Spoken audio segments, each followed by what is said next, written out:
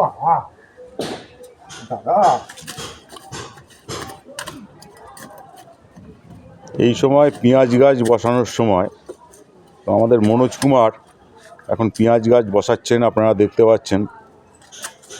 আপনারা ভালোভাবে দেখুন এই পেঁয়াজ গাছ বসানোর পদ্ধতি। উনি সুন্দর চাষ করেছেন। এই দেখুন পালং গাছ, ওদিকে কিছু কপি গাছ রয়েছে। ছোট্ট জায়গার মধ্যে চাষবাস। আমাদের মনোজ কুমার এই চাষ করছেন, দেখতে পাচ্ছেন আপনারা। দেখুন, আপনারা দেখুন কত সুন্দর চাষ করছেন উনি, পেঁয়াজ গাছ বসাচ্ছেন।